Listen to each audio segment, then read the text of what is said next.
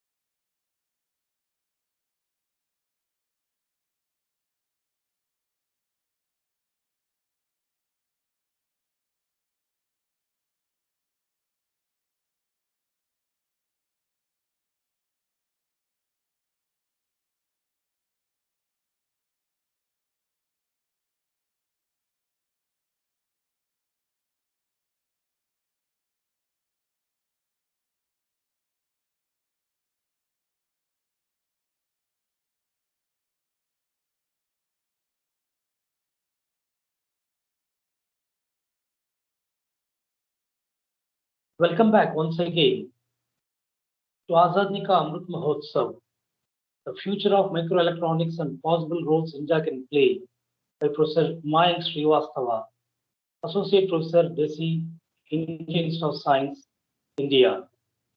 CPDM CEFC, the Smart Factory of Indian Institute of Science, welcomes all the participants and the speakers of today's webinar on behalf of CPDM and also Department of Heavy Industries.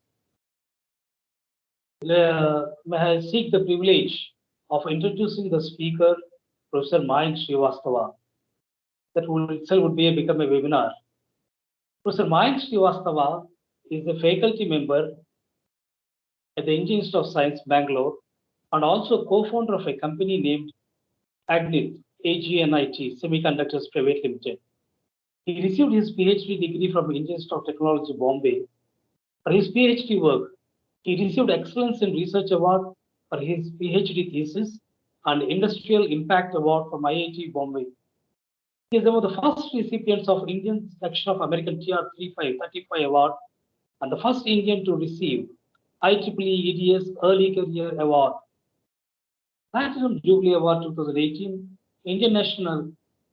Now he is, besides, he is now a IEEE senior member and has received several other national awards and honors of high repute, like National Academy of Sciences, India, NASI, Young Scientist Award 2018, Indian National Academy of Engineering, Young Engineer Award, INAE, Young Associate, since 2017, Indian Academy of Sciences, IISc, Young International Conference like Intel, which is goes on Corporation Asian Academic Forum, VLSA Design Conference, EOSCAST Symposium. Professor Srivastava's current research deals with experimentation, design, and modeling of beyond MOS devices using Graphene and TMDCs. Wide bandgap material-based power semiconductor devices and ESD reliability in advanced and beyond CMOS nodes. He had held visiting positions in Infineon Technologies, Munich, Germany, from April 2008 to October 2008, and again in May 2010 to July 2010. He worked. He worked in Infineon Technologies, East Fishkill, New York, USA, IBM Microelectronics, Burlington, BT, USA, Intel Mobile Communications, Hopewell Junction, New York, USA, and Intel Core Mobile and Communications, Munich, Germany, between 2010 and 2013. He joined Indian Institute of Science as a faculty member in year 2013, and where he is currently working as an associate professor. Professor Srivastava holds 50 patents and has over 150 peer-reviewed international publications. I may also have the privilege of sharing a small anecdote. Where for the TBI, we were looking for specific ESD and other testing instruments for which we needed a specialist to confirm. And we went through a process of ISRO, DRDO, and they suggested finally Professor Mayank Srivastava was having coffee at Prakruti across the table that day, and it was, I still remember that day, the early morning when I first met Professor Mayank Srivastava. Over to you, Professor Mayank Srivastava. Thank you for your support, and please take the dais. Thank you. Thank you. I'm glad to be invited here. Thanks a lot to the organizers and the host of TBI as well as CPDM. Thanks to the audience for hanging around at this nice afternoon. As you can see, the title of my talk is related to future of electronics and microelectronics. And I would like to touch base indirectly on the roles which India can play. This talk has evolved, or the content of this talk has evolved over a period of time. And of late, I realized that there's a need to educate people about emerging technologies, emerging areas, in specific fields. My field is electronics and microelectronics, so I want to talk about electronics and microelectronics. And then also sensitize that, how India can encash these kind of future opportunities. Keeping this in mind, I have divided my talk into following segments. I will talk about, first CMOS and SoC based applications. This is, what we. Mr. Mayank? Can you hear me? Yes, sir. But can you, for a few seconds, open your camera so that people can see if that's okay? Oh, I wish to do that, but there's some problem with my camera. Okay, please go ahead. Please go ahead. Sorry for this. No problem. So I'll first start with the CMOS and SoC, which everyone knows at advanced silicon technologies. This is what is happening today. So I'll talk about what's happening today and what you see in the near future. Then I will touch base on beyond silicon technologies. So this is what is going to happen, let's say, next 10 years. Now these are the areas which are definite to happen, right? Then I will also talk about another emerging area, which is neuromorphic computing. But I will basically touch base on how the emerging neuromorphic computing or neural computing will be benefited by some of these emerging technologies, right? And what kind of new possibilities can emerge from these emerging technologies, right? Beyond silicon technology, the kind of capabilities that these beyond silicon technologies can bring, how that can enhance some future projections, in areas like neuromorphic computing or quantum computing.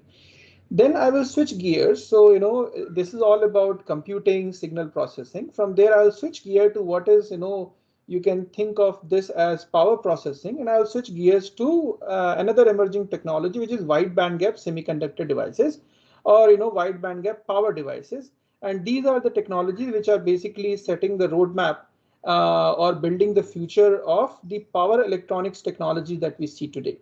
And then towards the end, I will try to touch base on how these two technologies, which are on one hand nanoscale technologies, and the other hand, which are more of power technologies, how these can be integrated together to build, some emerging futuristic kind of systems, what we often call as nanoscale power system on chips.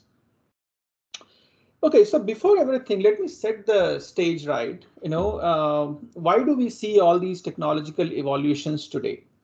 On the left-hand side, what you see is an IBM calculator, which was built in year 1960, pretty much 60 years back. And if you see the size of this calculator, this is bigger than possibly my office room, right?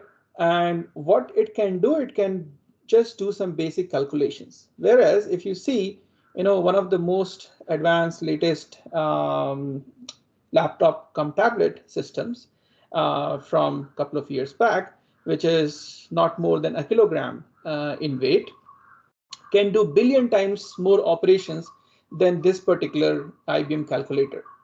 Despite that, the system that you see on the right hand side, which is this Microsoft Surface PC, is far smaller, sleeker, light in weight.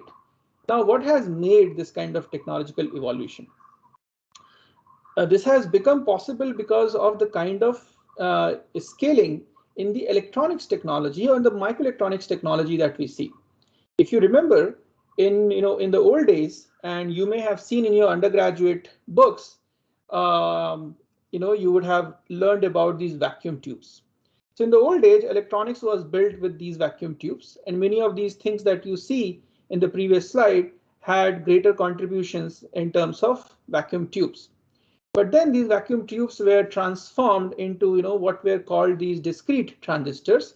So it was a complete different evolution of the way a transistor would behave from a vacuum tube device to these discrete transistors. And then they kept on evolving, they kept on getting better and better and better. And what you see, let's say 50 years down the line, you see a microelectronic chip with 1 billion transistors integrated together. Now today you will get these ICs of pretty much the same footprint, pretty much the same size, but more than 10 billion transistors integrated on the same chip. Now, what has made this kind of evolution? What you see here, you see these technologies or these basic building blocks for developing these ICs, these chips, right? You see them here in a timeline fashion.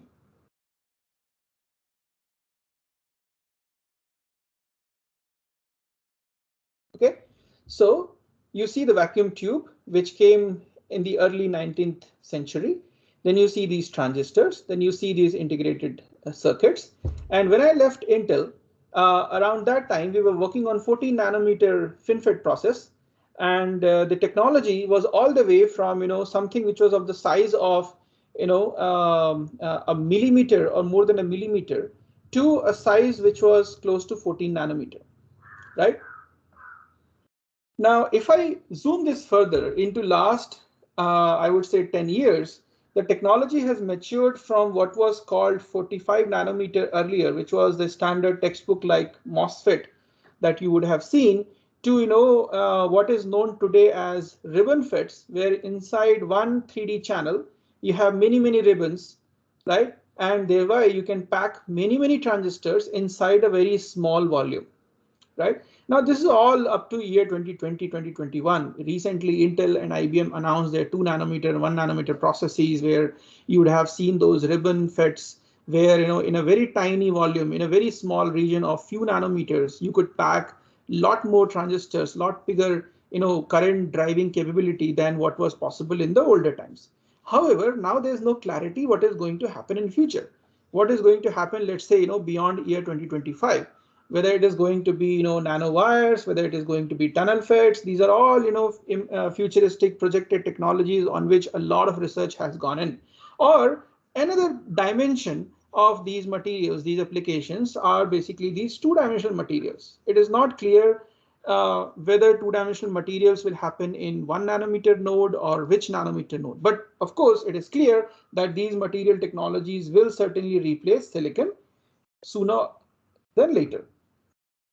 So before I get to the 2D materials, and talk about these future possibilities, let me see what's going on today. What kind of possibilities do exist today, and what happened in last 10 years that or 15 years, which led to this kind of significant advancement in the technology. Of course, I talked about in the beginning that you see this IBM calculator in 1960, and then you have this laptop. But you would have noticed that many of you would be in your high school or early schools, or maybe in the undergraduate studies, 20 years back, when many of these technologies did not exist, right? I remember the first cell phone I had was a very bulky cell phone, way back in year 2002. And all you can do with that cell phone, just make a call or type some text SMS with 180 characters. Now, with the kind of phones you have, you can, in fact, run heavy simulations on the same cell phone, right, without worrying about, other operations being affected, right? So in that sense, you would have noticed a significant exponential rise in the technological capabilities just in last 20 years. And that has become possible because of what is called a system on chip. So earlier, many of these systems were integrated on the board. Now, industry is capable of integrating many systems inside the same chip and call it system on chip. So now let's understand what this system on chip is and how it is different than the typical CPU that you would have learned in your undergraduate or high school, right? So a typical CPU only does, compute. So the typical example of these CPUs are these data centers, these cluster servers where your data is computed, or these, PC clients. But the other product line is the system on chip, or other product line which are enabled by these system on chips. This enables all kind of handheld devices that you see in last 10-15 years, right? I mean, you see a significant advancement in products like netbooks and tablets, and products like smartphones in last 10 years. Many of these embedded devices, IoT devices, many of these consumer electronic devices which you could not or which you did not think of in the past. And many of these wireless devices or wireless applications which you did not think of or which you did not see in the past, right? Even 10 years before, many of these things did not exist in the same fashion as they exist today. And 10 years back, many of these things were not easily accessible to a common man as they are accessible today. Right. So let's try to understand what goes inside this. So, if you talk about a CPU has just a CPU chip has just a memory and the logic. So it only does computing. But when you talk about a system on chip, you basically integrate all kind of systems. You have a range of RF, analog mixed signal modules integrated inside the same IC. You have a lot of RF modules integrated inside the same IC. You have many I/O interfaces to interface with all kind of external modules on board on the same IC. You have a lot of area consumed and a lot of innovation done for electrostatic discharge protection and reliability protection. And then you have many other capabilities built in through the same chip, right? And that is what calls system on chip. So now what has happened, I was talking about this Nokia cell phone way back in 2000, 2002. What it could do, it can only it has the core chip, which can do a digital baseband and analog baseband. So it can do basically, a certain digital image audio processing. It can do audio transfer, audio reception, and it can send a little bit amount of text, right? But many of these things, many of these other functionalities that were needed, right, like audio, flash, camera, and all, they all were integrated on the board in different form on different chips, right? Then, as you see, then people were able to integrate RF transceivers on the same chip, so that further, led to shrinkage of these system sizes and therefore cell phone capabilities. Then people could integrate power management units. So, for instance, inside a cell phone, you have different operations. You have USB, which is operating at 3.3 volt or 5 volt. You have camera flash, which is operating at 20 volt. You have memory drivers or memory readers, which are operating at higher than the core voltage. You have then a processor which is operating at 0.8, 0.7 volts, right? So you have many applications, many features, and therefore you need different kind of voltages for all those modules. So earlier, since power management units were not available, you needed power management ICs on the board and all different modules on the board. Now, if you could integrate power management, you can think of this as a SMPS or a regulator. Now, if you can integrate this, which is supplying different kind of voltages to different modules, you can think of integrating different modules on the same chip, right? And then, of course, you got the FM radio and then these power amplifier connected directly to the antenna on the same chip, right? And that's how you could integrate many of these functionalities on the same chip. So something which now comes in form of a chip earlier was in form of a full board, and therefore the capability was often limited.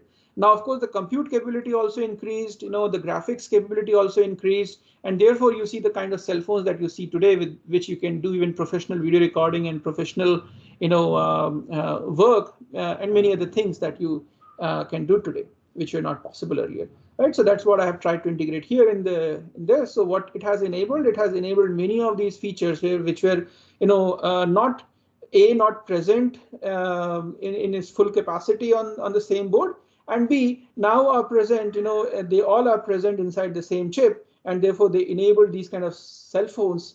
I still use this picture, which is, I would say in many sense was among the first smartphone, and of course then many of these versions emerged, and in many sense this was among the first smartwatch, and then of course many of these versions emerged, right? So this kind of led to enablement of these kind of things, all kind of these capabilities, advanced gaming, music, video recording, you can watch all kind of movies with highest resolution. You can do all kind of camera applications, and many other things that you can do. You can store a lot of data and play things later, right? So all of this become possible, and all of this comes in a very small form factor at a much lower cost, which was not possible earlier. Going forward, what all it can enable, you can imagine, many of these things you have heard of. You can think of, autonomous devices, autonomous vehicles, autonomous appliances which you can operate from a remote location, autonomous vehicles or driverless vehicle. Many of these things are possible with the kind of intelligence which comes with the advancement, with the kind of advancement which has happened with electronics. I mean, you can build in a lot of sensors on the same board. You can build in a lot of compute power on the same board. You can build in a lot of memory on the same board, and that kind of And of course, a lot of smartness from the software and many other algorithms. And that's why you can enable some of these smart appliances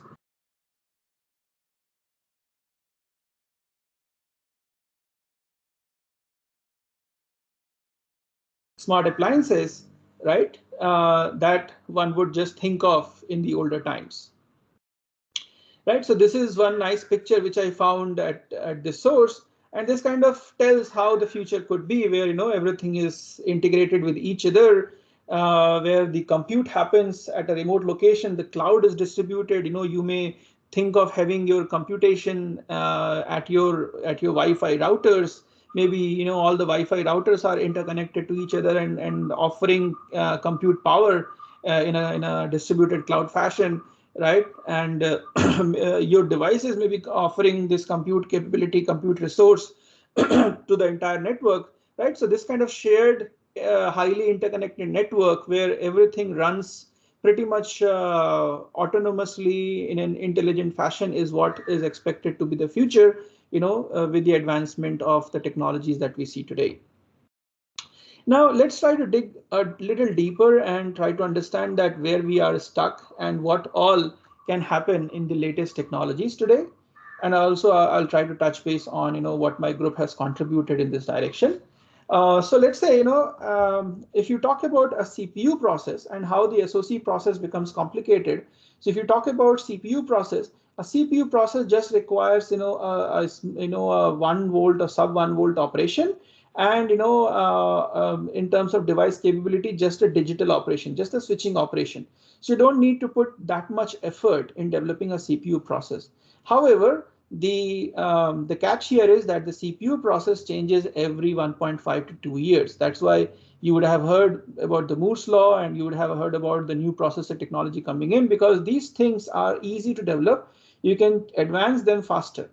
But when we talk about SoC, you need many other things because you are building many other functionalities on the same chip. You need capabilities like mixed signal. You can use capabilities like RF. You need capabilities like MEMS and so on the same chip. You need ultra low leakage devices. You need high voltage devices. You need high packing density of these devices inside the same chip, right? So to enable a process which can integrate 10 billion transistors with all these additional capabilities, the process development and the technology maturity takes time. But as it takes time, the obsolescence rate for this kind of technology is also much lower. These kind of technologies stay for 10 years, 15 years when compared to a CPU kind of technology, which stays only for 2 years. And therefore, if India has to invest into a fab or a technology, it's better to invest on a SoC kind of a technology rather a CPU kind of a technology. Now, as far as these technology are concerned, I was telling you, there are two threats. One is the scaling, and other is the integration, right? So to advance these technologies beyond where they are today, right? As far as the silicon CMOS is concerned. Now, as far as the scaling is concerned, the next transistor architecture projected to be either tunnel FET or nanowire FET, right? And as far as the integration is concerned, you want to have higher metal densities, and you also want to have higher voltage handling capability in some of these advanced nodes. So for instance, in the 2 nanometer, 5 nanometer technologies, you don't have high voltage handling capability. So you still cannot make a SoC with these kind of very advanced technologies, all the way from 14 nanometer or 7 nanometer down to 2 nanometer, right? So in this direction, my group has worked on some of these threads. We worked on some of these tunnel FETs, which can be integrated in these ultra, nanoscale technologies. I will not get into the technical details of this, but we demonstrated performance which were comparable or better than some of these silicon MOSFET technologies, and we had shown how you can basically scale further with the kind of transistors, the kind of tunnel FETs that we had proposed.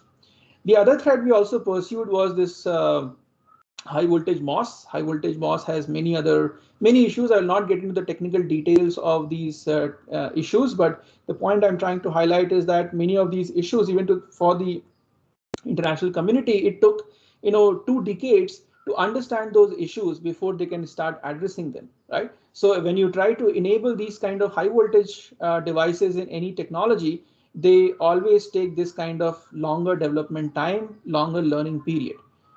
So my group has worked for many years on this technology, and we have demonstrated devices in many platforms.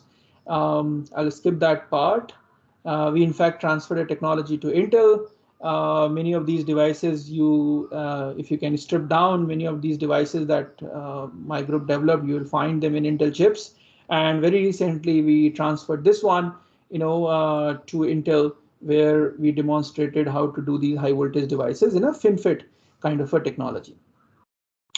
Okay, so this was about the CMOS and SoC and what kind of advancements expected in CMOS and SoC. So if you have these high voltage devices integrated in these existing advanced CMOS technologies, you can enable advanced SoCs with these 2 nanometer. So the kind of cell phones that you see today, they will be much more lighter, sleeker, cheaper, and much faster than what kind of things that you see today. The kind of cell phones that you see today, they still use pretty much like 28 nanometer technology.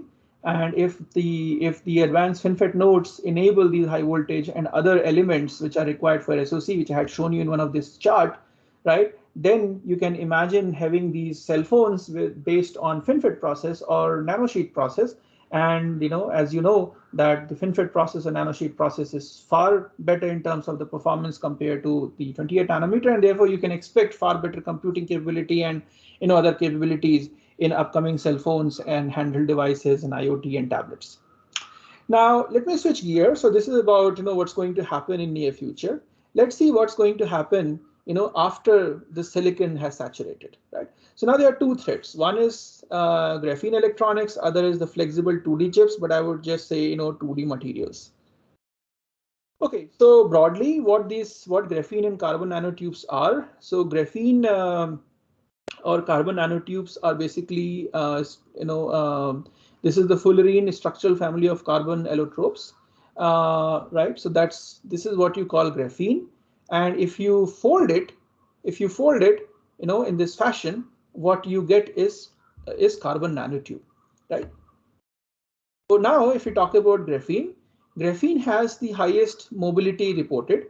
Now, mobility is a figure of merit parameter which quantifies how fast the carriers, the electrons, move inside the material, and how the faster they move, the faster the device will be, right? And that's why graphene has been projected that it can actually operate at frequency like 20 terahertz. I mean, you have heard of processors operating at few gigahertz, and you know that these intrinsic FT of these transistors inside these processors are few hundred gigahertz. Now, if you switch to 20 terahertz, you can do a lot more. But of course, there's the catch. Graphene itself cannot be used for switching operation, but it can be used for RF or analog operation.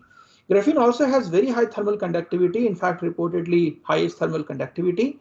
And if you think of the metallic properties of graphene is a semi-metal, so you can use it as a semiconductor as well as a metal. And if you look into the metallic property of graphene, it supersedes copper in all forms, in all fashion. And therefore, you can also think of using graphene to replace copper. A lot of work is going on worldwide to replace copper with graphene from these chips. And if you do that, a lot of these interconnect problems will be solved, and you can actually push the computational speed to high frequencies. So, keeping these things in mind, you can easily say that graphene is a wonder material in all aspects. Now, I touched base on terahertz in the previous slide. So why terahertz, right? I mean, if you see, you have ways and approaches and electronics or instrumentation to deal with, let's say, microwave frequencies. You have ways to deal with, let's say, infrared, ultra UV and X-rays, spectrum. But you don't have any electronics to deal with the terahertz frequencies. There is no electronics at present, which can be used to manipulate, modulate terahertz frequencies. But why these terahertz frequencies are interesting and important? So terahertz, as I said, is the gap between this 0.3 to 10 terahertz. This is between the microwave and the infrared, right? Terahertz radiation is apparently invisible, intrinsically safe, non-destructive, and non-invasive, and it can penetrate. So it can penetrate fabric, it can penetrate plastic, but it won't penetrate skin. You can think of using this, for unique applications like non-invasive imaging, right, of various things. The other aspect is that terahertz radiation, has so several materials have unique spectral fingerprint in the terahertz range.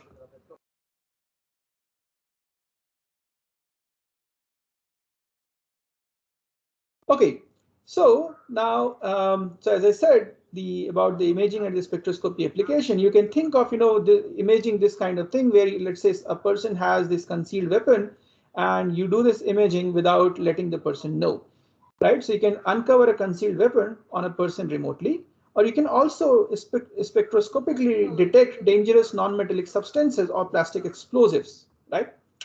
Now, the other application, since you can operate at high frequencies, you can use it for high altitude communications, micro nano airborne systems, terahertz fiber optic communication, and many, many other things that you can see in this slide.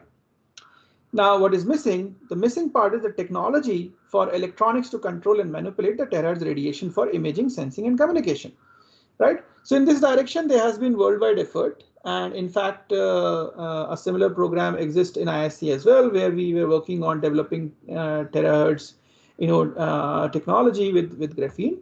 I'll skip the details, but just want to highlight that this required us to work on various technology modules and technology challenges related to graphene.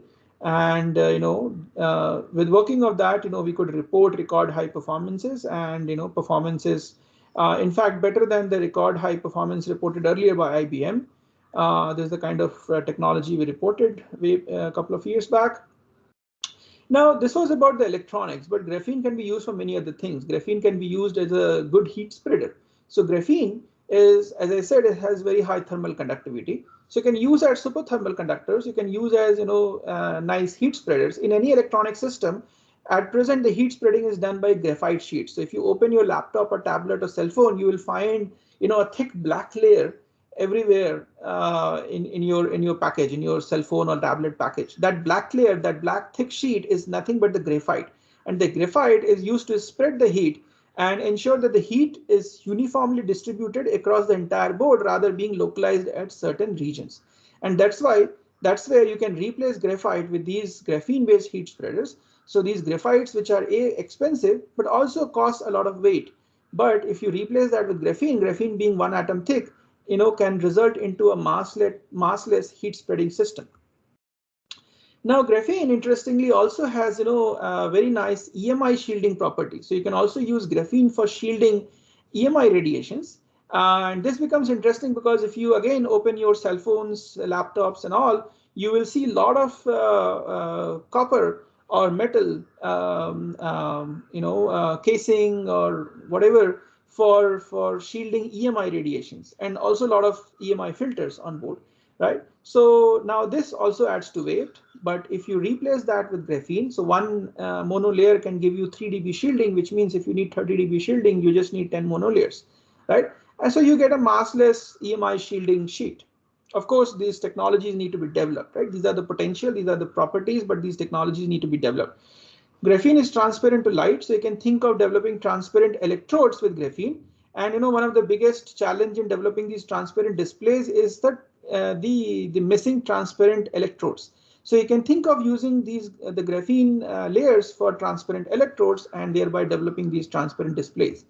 The transparent display, is projected for many applications in future if you can enable that, right? So not just that, graphene, you can use it for developing tunable antennas, superinductors and capacitors, terahertz detectors and sources, even particle detectors. I remember once agency approached me for developing some certain kind of particle detectors with these graphene-based devices. Now, the other set of materials in this graphene family or the 2D family are these two-dimensional materials. Now, what these are materials like hexagonal boron nitride. These are moly sulfide and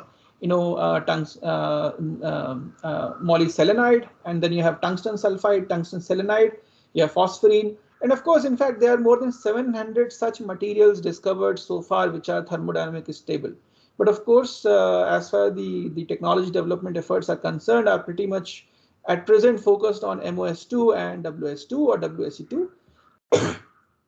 And the reason these materials are of great interest because these are one atom thick, right? So therefore, you can scale the technologies beyond silicon. They are flexible in nature. Despite all of this, they offer very high performance. You can do vertical integration, right? You can do material on top of the material. You can also build material on demand. If you integrate them together, depending on what you integrate, you get unique kind of properties. I'll skip this slide in the interest of time, but we'll give you an idea of what this flexible electronics with 2D material can lead to. You can think of these cell phones which are flexible in nature. I mean, you already see now these foldable cell phones. Samsung, for instance, released their latest foldable cell phone, but that's more of an advancement in the display technology. But if you have similar flexible electronics present, you can think of these completely foldable, bendable, rollable cell phones, or you can think of these foldable big displays, television sets, or even rollable solar panels which you can just roll and place wherever you want, right? There are a lot of material innovation and architecture innovation happening in the solar cell technologies using these 2D materials and many other kind of perovskites and other materials which can lead to these kind of applications, these kind of technologies, right? You can think of these technologies can be integrated on over skin or below skin. So you can also think of lab on a chip kind of a tattoo, right? And of course, these are all massless materials, pretty much massless materials. So you can use it for lightweight electronics, like in applications like micro and nano airborne applications. These are all very high in need for strategic applications, right? So what else? You just name it. And there are many things where you can use these 2D materials, all kind of future things that it can enable to, right? So if I just summarize with this slide, you can use these 2D materials for, you can use it for computation, displays, energy storage, textile, healthcare, so you have existing electronics, consumer products, which can be replaced by 2D materials, but you also have several disruptive applications which can be created or emerged through these 2D materials, right? So just to give you a quick highlight, a lot of work is happening around the world in this direction, including the effort that we are trying to put here. And the latest status is that we have a technology in place which offers record high performance, not just on one material, but all 4 2D materials that I talked about, right? So what I had shown was the comparison with the best reported numbers in the literature and the kind of engineering and science we have done, and the kind of improvement it leads to in all kind of figure of merit parameters at the transistor level, right? So if this technology is enabled, it can enable, for instance, applications like optoelectronics and quantum detectors, neuromorphic and quantum computing with 2D materials, other than beyond silicon electronics. Now, this was about the technology, but it's worth highlighting that there's a lot of work happening even using this technology to scale up and demonstrate systems. So for instance, a couple of years back, a first microprocessor was also demonstrated with these 2-dimensional materials. And now I don't have that slide, but IMEC has put a big program now on 2D materials where they are trying to set up a new line and develop these 2D material technology on their 300mm platform. If that happens, you will soon see these 2D materials based, larger ICs or systems demonstrated, right? So as far as the silicon is concerned, I would say 2D material development is pretty much in the times when it was for silicon, it was 1960 for silicon, but it's also worth highlighting that it took 50 years for silicon to mature. And the same amount of work has happened for 2D material just in 10 years, which means if the silicon became the most advanced chip technology in another 50 years, that can happen for 2D materials in another 10 years. Okay, now I'll switch gear and I'll talk about brain computing or neuromorphic computing from the hardware point of view. Now, software-based brain computing or neuromorphic computing, is something which is pretty common these days and everyone know. But the question is, can we develop hardware which can mimic brain, right? Can you imagine a 3D flexible chip which works just like brain, right? Now, why are we interested in this? Of course, neuromorphic chips of that kind, neuromorphic hardware can enable, for instance, things like artificial vision, audition, multisensory functions. Right? It can also offer you computations which are in the conventional sense constrained by the power and the speed of these conventional hardwares.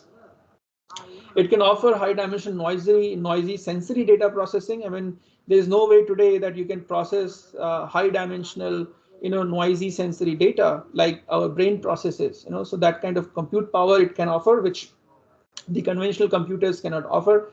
And of course, it can enable many other, new applications.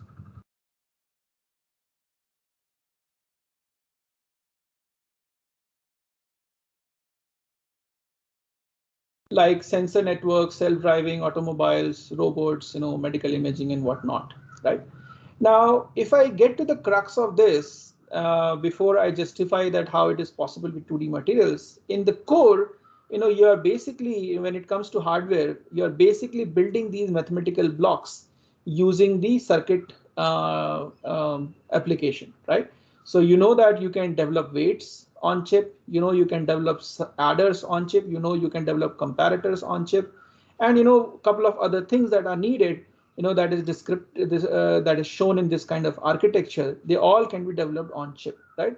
Now, if they all can be developed on chip using silicon-based technologies, why not the same is developed using a flexible 2D based technologies, right?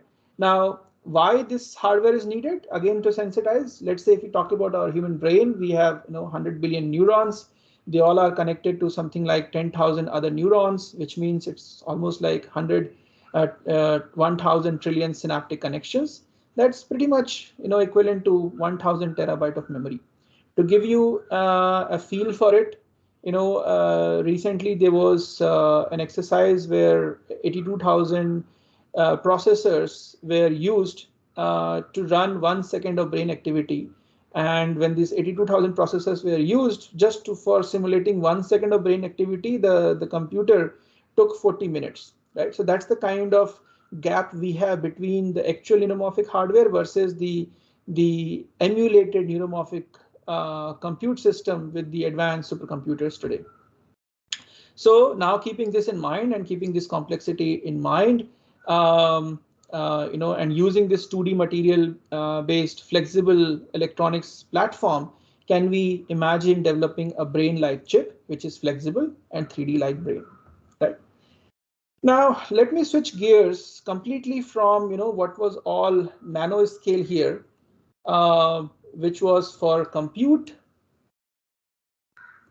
and sensing, right, or signal processing, to what I call as power processing, which is completely certainly not nanoscale. It's now these are the technologies which fall into the micro scale, right? And these are much bigger, bulkier, and they are used for processing power. So there are different kind of processing. We process data, we call it compute. We process signal, we call it communication or signal processing. And then we also use power in different forms. We have power available in AC form, we need to convert in DC. We have power available in DC form, we have to convert in AC. We have power available in AC or DC form, we have to convert that into certain mechanical form. All of this conversion or power processing happens through what is called power electronics. And the wide bandgap power devices are playing a major role in shaping the future of power electronic or future power electronic, right? So now, where this power electronic goes, it goes in all kind of consumer electronics. Power electronic goes in every appliance that you have inside your home, your car, your washing machines, dishwashers, television sets, and whatnot, right? If I give you a closer look, if you see a car, inside car 40% electronics, and pretty much of that 40% is power electronics in some form. It could be different power levels, different voltage and current levels, but it's classified as power electronics, right? You have power electronics in the locomotive. You have power electronics in communication, right? You have onboard power electronics, which looks like this, and then you have on-chip power electronics, which either looks like this or like this that you have in typical SoCs, right? Now, power electronics is divided into two threads. One is the discrete technology. So in discrete technology, the dominant technologies are LDMOS, and then you have gallium nitride HEMTs, right, which are emerging. And in the integrated technologies, you have these SoCs and power SoCs, right? So if you look into the market, there are different voltage and current ratings in which these things are classified. And if you talk about gallium nitride, this is projected to have a $6 billion market by 2025. In 2 years, it's going to be close to $2 billion market, right? But gallium nitride has faced many challenges, particularly reliability challenges, because of which the whole roadmap got delayed. I remember when we had put up a proposal 5 years back, these roadmaps were projected for, so this 2023 number was projected for 2020, and this number was projected for 2022. But because of these technological challenges, this roadmap has been pushed. Despite that, the industry is putting a lot of effort in enabling these technologies and pushing this into the power device roadmap. Okay. Now, why these power devices are so critical? If you see this supply chain, the power devices market, for instance, last year was close to 18 billion, and this enables a $140 billion power systems market, right? So this power device is the backbone of this power systems market, where you have much larger, gains and revenues. But what is important, what is required for any new power device technology to emerge? So let's say if you see these 6 figure of merit parameters on which power devices are classified, and what you see the shaded, this gray region is the normalized offering by the conventional or the current technology. Now, if you have to advance a technology, you have to shift this towards the right hand side, which means you have to lower the cost, you have to lower the time to market, you have to lower losses, but you have to increase power density, you have to increase switching frequency, you have to increase reliability. Right? So I'll skip the details what goes inside this, but the bottom line of getting all these things fixed is the better semiconductor technology. You need a better semiconductor, you need better core design, you need reliable semiconductor, and you need reliability aware design. So the killer here is the semiconductor technology, and that's why the need to switch from silicon to something else. Another thing which the GaN can offer is, which I'll elaborate a little later, is, for instance, if you see the silicon technology, it's kind of saturated in terms of the performance it can offer. So as you switch faster, you are then able to shrink the size of all the magnetics that you have in the system and passives you have in the system, and thereby you can scale the size of the power electronics. So if you see this power electronic system, which was switching at 100 kilohertz, was pretty bulky, and as you increase the switching frequency, you can see that how the power electronic size had shrunk with much higher power densities, right? But silicon cannot continue further, and therefore the GaN has to come in, which offers much higher switching frequencies. And if the GaN comes in, you can think of power electronics, which is much more smaller with high power densities compared to what you see today. One example I'll give you about this scaling, 10 years back, if you remember your laptop charger, the laptop charger was as heavy as a laptop. Now today, if you see a laptop charger pretty much, maybe 2 times the weight of a cell phone charger. Right? All that advancement has happened because of this advancement in the semiconductor or the power semiconductor technology. Now, if I dig a bit more into GaN devices, so there are different materials offered. You all know silicon. We have other option, which is silicon carbide, and then we have gallium nitride.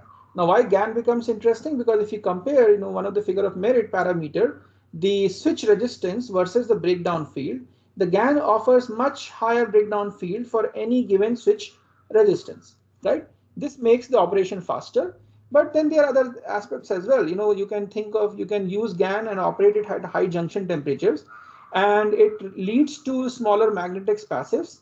It also requires lesser cooling because it can operate at higher junction temperature, and because of lower losses, you need lesser, you have lesser heating and therefore less cooling requirements, and all of this put together leads to smaller and sleeker power electronic systems.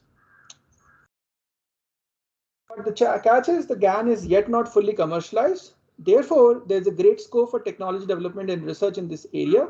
Developing economies can still take a lead in GaN kind of activities, right? Now, I'll try to further justify from the cost point of view why GaN is so interesting. So these are all different national agencies across the world which are working on GaN or which are running GaN-based program. Of course, we have a big program in India as well, and recently we were funded with with a 300 crore gallium nitride foundry. And of course, we, as the organizer mentioned in the beginning, we also started a company called Agnit, on GaN devices. But just to justify further, why this power electronic need to advance. So I did some calculations, and what you see here, the power loss before it reaches to the consumer in India is 2% of India's GDP. This need to be saved, right? I'll give you some more examples. This is the data from US. Just if you replace, the silicon-based power electronics with GaN-based power electronics from laptop, tablet, and cell phone, you get every year close to $1 billion saving. If you do the same thing in variable frequency devices, you get something like $14 billion saving, and pretty much similar kind of saving, similar kind of power saving in these data centers. That's the data from 2014. Now this data has multiplied by many times. The kind of saving I'm talking about here in 2014 was the amount of money we received in form of FDI. Right now that number has increased many-fold. Right. And as a result of that, there are many startups, many bigger firms which are coming up in the GaN area. And more recently, now you see NXP and Infineon and Texas Instruments like companies getting into the GaN arena. The reason is GaN is still emerging, is the right technology for any economy, including emerging economies, to take a lead. Now in this direction, we made a lot of progress. We could demonstrate, commercial scale kind of normally off or E-mode power transistors operating at 650 volt, 5 amp, and so on. I'll skip the technological details, and what all we did in that direction. But not just the GaN power transistors, we also worked on GaN diodes.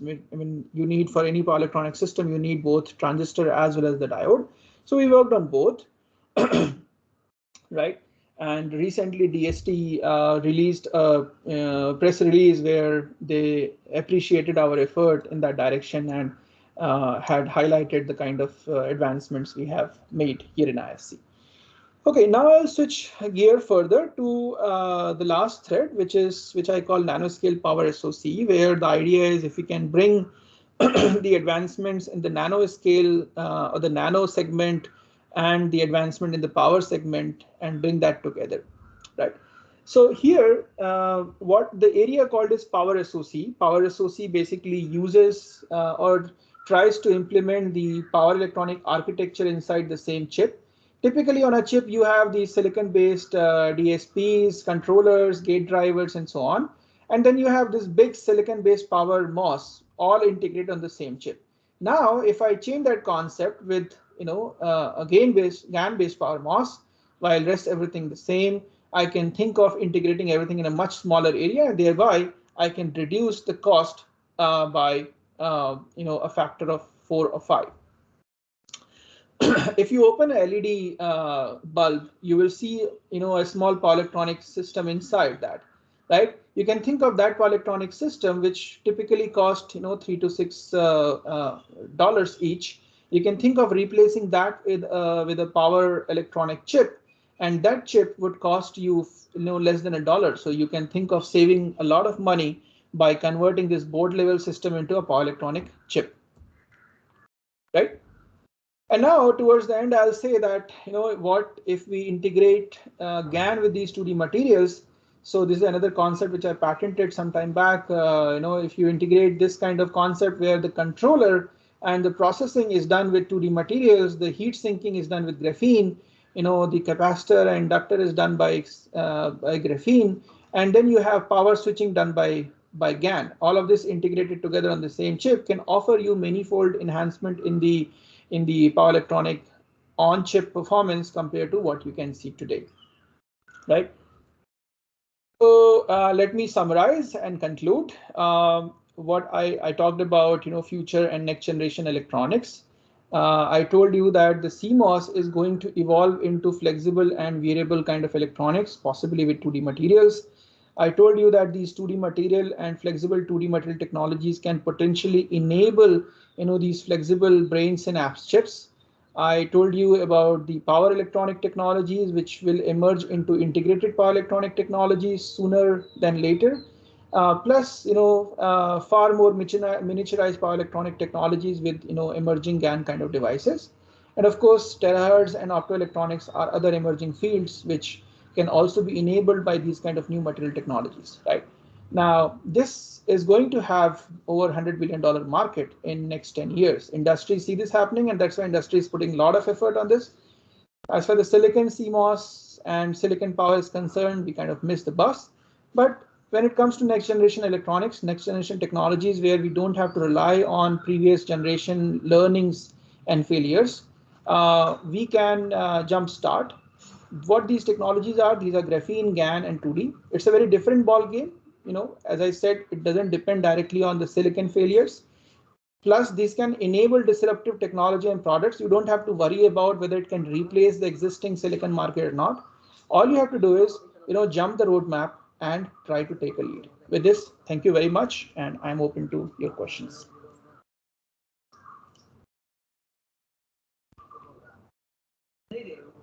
Thank you very much, Professor Mayank. Now I'm opening up the mics. You may ask questions. Give me a couple of minutes.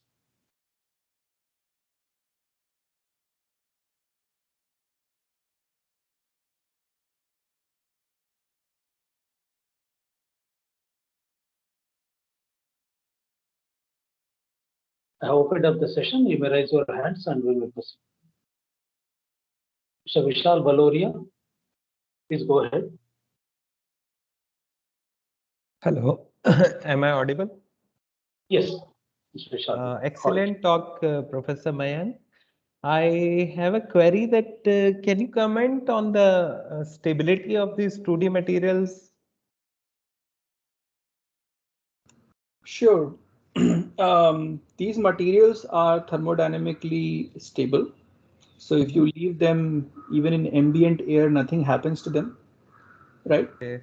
Now, when it comes to the devices, of course, the device behavior can change if you leave that in the ambient, not because of the material stability, but because of, the humidity. Because of the interaction of the surface with the ambient, gases. Okay. We have published some papers on that, what is the quantum chemistry behind these interactions and what kind of changes it can lead to. But the catch here is that, in real applications, you never leave your device open. Your device is always passivated. Yes. Even in silicon, your devices are passivated with, either silicon oxide or similar materials. So even in this case, you are not going to leave your channel, your active area open. You are going to passivate it by default. Okay. Okay. Thank you, Professor.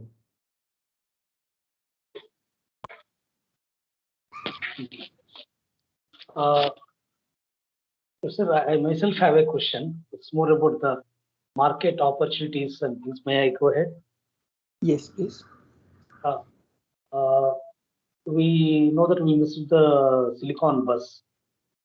To get out to the graphene bus or GaN bus, what do you think the startup companies or the general companies should move ahead? Which is the path they should take to get onto the next graphene bus? Okay. Well, I would say that graphene, 2D materials, GaN, they are still, quite technology intensive areas. So a startup which may want to, gain some revenue with little investment would not find it easy to progress until unless there's an ecosystem where, let's say, an incubator-like ecosystem where, somebody is supporting the entire facility and the startups come with their unique ideas, their unique, product ideas, use the facility, demonstrate their product, and scale it up further. So, it's same as silicon, right? Everyone cannot start a silicon manufacturing. Same with, any other semiconducting technology. Every startup cannot start a silicon manufacturing. So there has to be an ecosystem. So in silicon, for instance, you have many these manufacturers, fabs and all. So startups can come in and bring their designs, get it fabbed there and make revenue. The same has to happen here. First, we need to have these manufacturing ecosystems established. Industry has just started putting effort. As I said, IMEC has invested on putting up a line. TSMC has invested, Intel has invested, right? We are putting a big program on 2D materials now, on the name of 2D Materials Innovation and Technology Center. So these things need to happen first, and then the startups can certainly get benefited from this ecosystem established and use the platforms to develop their designs and commercialize their products. Thank you. What about the gallium nitride ecosystem enabler at IISc? How is it? So that is already in the incubation mode now. We are putting up this line, right? And so hopefully the fab will be up in running in 2 years.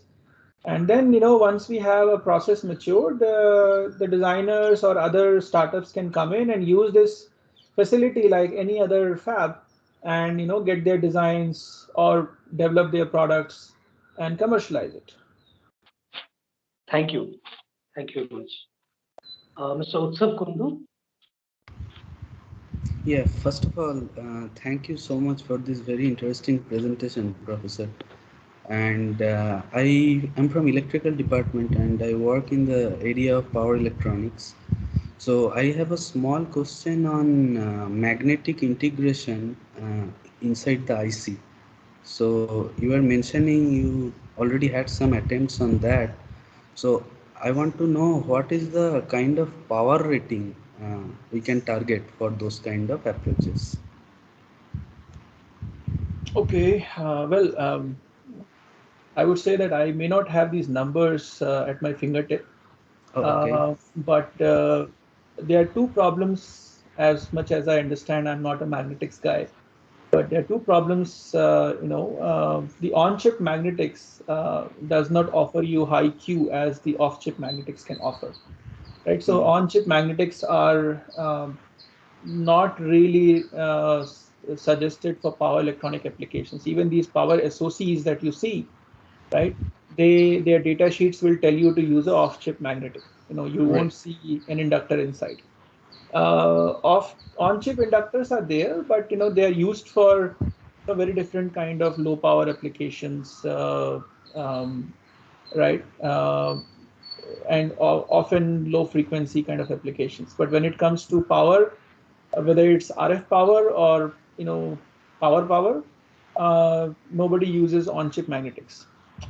Now there has been efforts in the direction of building on-chip magnetics, but still, we are nowhere close to off-chip magnetics, right? Simple copper based magnetics, right?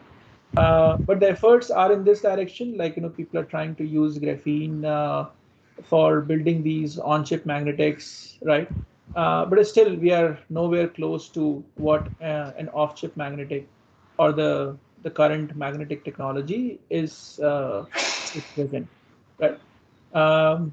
And as I said, power ratings of these on-chip magnetics are very low. I mean, you can't use it for any practical power electronic application. You can use it for some analog applications, some on-chip filters and all, but not for handling power. Okay, understand. Thank you so much, Professor.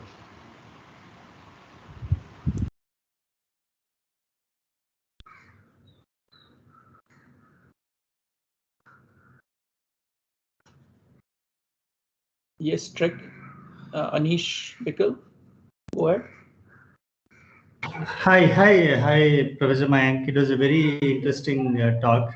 I was actually, my question is quite generalistic in the sense that you had mentioned several operating space or several applications which include security, which include flexible electronics in in mobile phones and things like that. I was just wondering what in specifically in healthcare.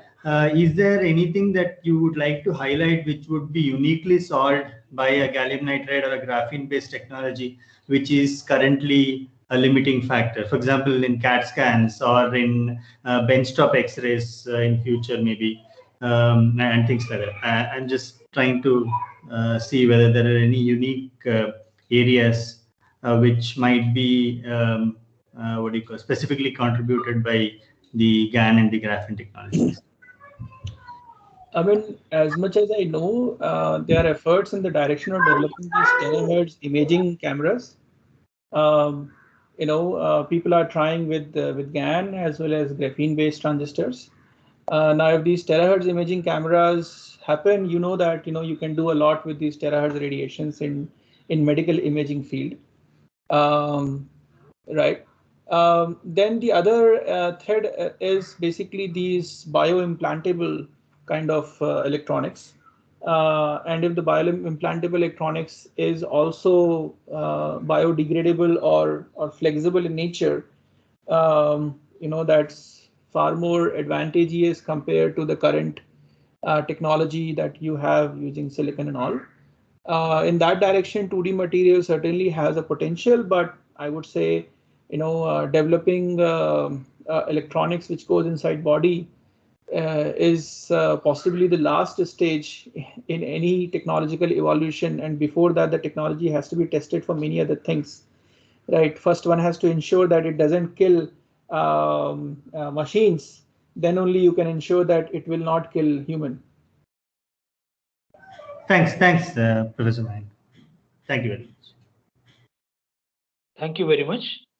Sohan, Mr. Sohan, please go ahead. Hello, sir. Hello. Yes. Okay. It was a great informative session.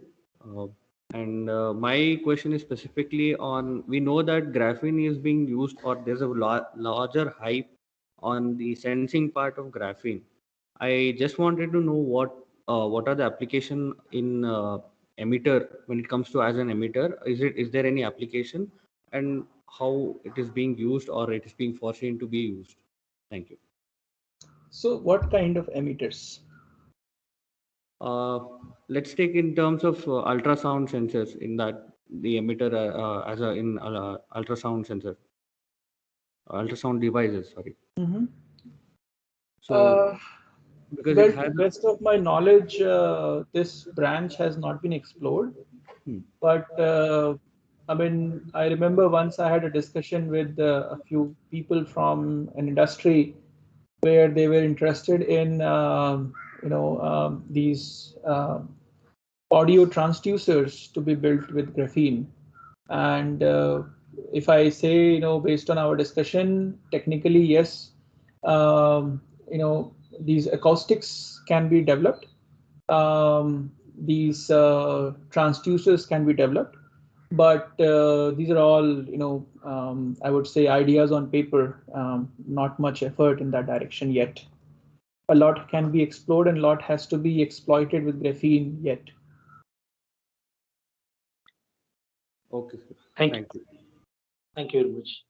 Mr. Vishal Baloria, do you have another question? Or Yeah. Professor Mayank, you mentioned regarding passivating, right? But what if in case these 2D materials are used as a sensing, especially for sensing application, if they are used as a top layer? So yeah, that's a very good question. So if you're using as a, sorry, you completed your question? Yeah, please. Okay. So if you're using this as a sensor, of course, you cannot passivate. Now, 2D materials are, great sensing devices because it can sense everything. But then the selectivity is at question because it can sense everything. Right. And in some cases, you need to functionalize as well. Like exactly. So you have to functionalize as well. But I would say though you will find a lot of literature on sensing using 2D materials, the literature is still limited in terms of just demonstrating, another VOC being sensed. Not in terms of devices. Yeah. Right. There's yet no work in terms of, how to engineer these sensors for a specific VOC. Yeah. Right. So a lot of scope exists in 2D materials. You know that these 2D materials, you can functionalize the surface so easily. Yeah. And in fact, we published a paper where we had shown from density functional theory calculations that how you can change the sensing properties. So if you engineer the surface, right? Knowing what you want to sense, you can engineer the surface accordingly, and then you can enhance the selectivity. Okay. So to answer your question, of course, if you are if you are sensing, then you cannot passivate. But if you are sensing, you also have to work on the selectivity part. Yes. And the key to work on this selectivity is to engineer the surface to ensure that it only functionalizes, or I would say in quantum chemistry sense, hybridizes with the VOC that you want to sense, but it doesn't hybridize with anything else. Great.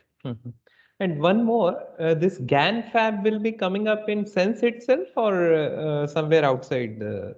No, we are building here in our IISc clean room. So we have rented a space. Okay. Right. And that will be a dedicated line for this GaN fab. Great. Thank you very much.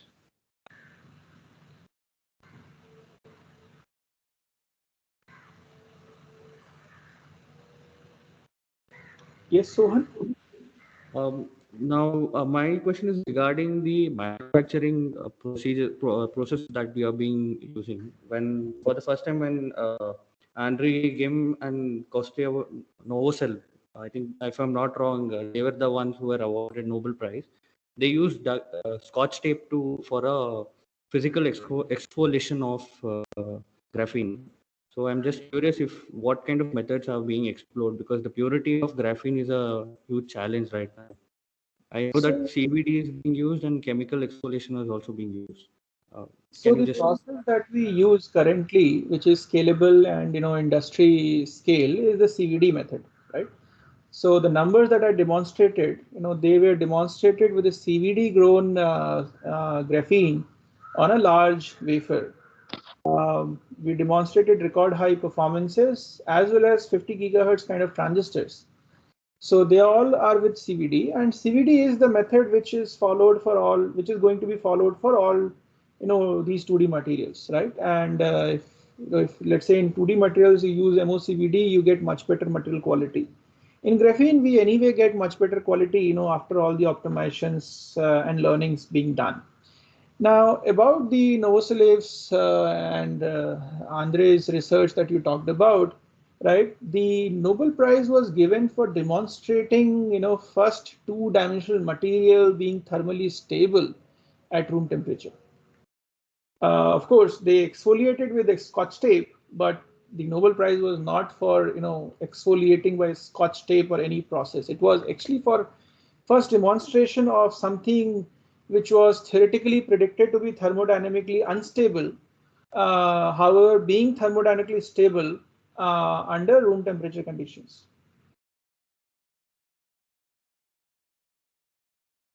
Thank you very much. Any more questions?